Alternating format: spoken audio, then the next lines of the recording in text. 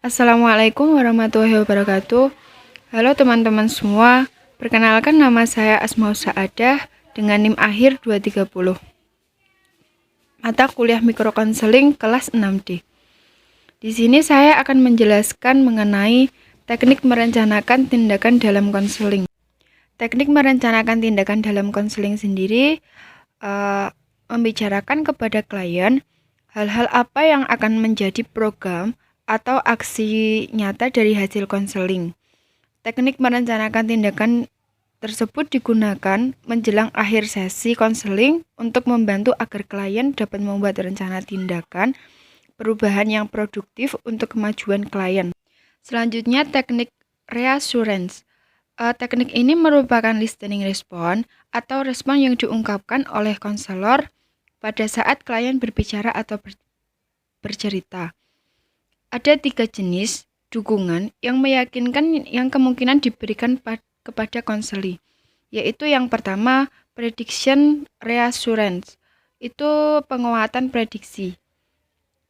Dukungan yang dilakukan konselor ketika klien menyatakan bahwa ia akan melakukan suatu rencana tindakan yang positif, maka sebagai konselor mendukung pernyataan klien tersebut. Yang kedua, post-diction reassurance. Itu penguatan post-diksi. Dukungan konselor terhadap tingkah laku positif yang telah dilakukan klien dan tampak hasilnya. Yang ketiga, factual reassurance. Penguatan faktual. Dukungan yang digunakan konselor untuk mengurangi beban penderitaan psikologis. Ada beberapa hal yang harus diperhatikan dalam teknik merencanakan tindakan dalam konseling. Yang pertama, positive conditioning. Salah satu dari 7 metode klasik dinilai sangat praktis dan efektif untuk mengurangi atau menghilangkan rasa takut, yaitu pembiasaan yang menyenangkan dengan mendekatkan individu pada objek yang ditakuti dan pada saat sama disertakan pula respon yang disukai. Yang kedua, positive plan of action.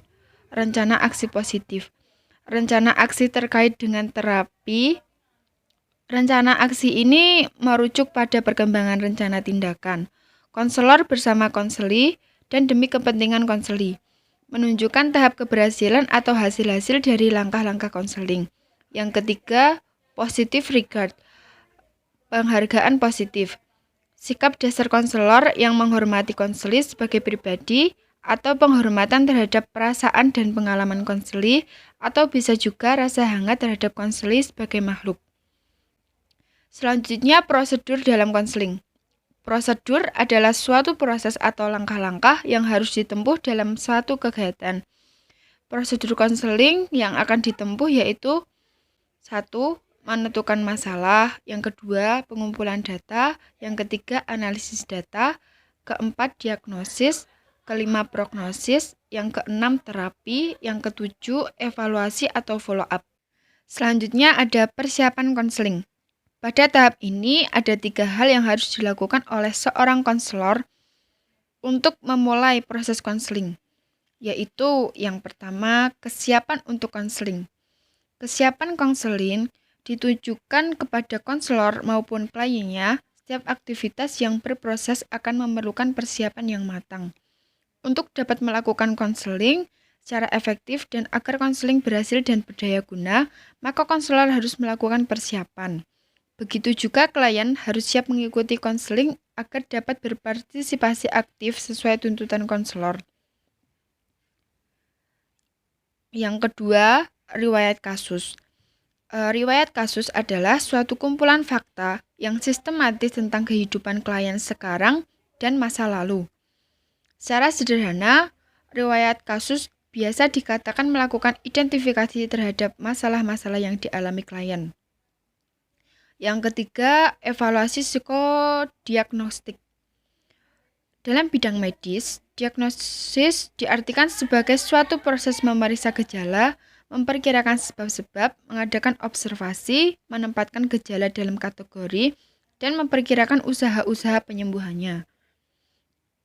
Psikodiagnosis dapat dilakukan melalui tes dengan tujuan untuk memperoleh data tentang kepribadian klien melalui sampel tingkah laku dalam situasi yang terstandar. Penggunaan tes psikodiagnosis dalam konseling berfungsi untuk menyeleksi data yang diperlukan bagi konseling, meramalkan keberhasilan konseling, memperoleh informasi yang lebih terperinci, dan merumuskan diagnosis yang lebih tepat. Lalu ada teknik-teknik dalam konseling. Proses konseling memerlukan teknik-teknik tertentu sehingga konseling bisa berjalan secara efektif dan efisien.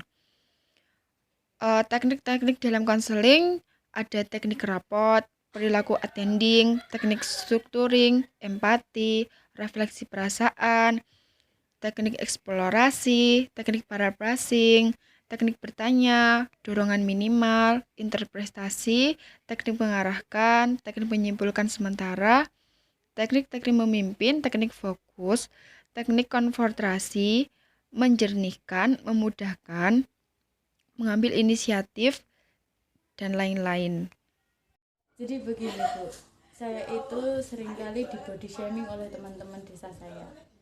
Jadi kayak disuruh diet, disuruh gemuk. Saya tuh bingung mau gemuk apa diet. Ya udah saya nurutin hati saya aja, kayak gemuk ya gemuk. Seperti itu. Baik, konsultasi pada hari ini akan segera selesai.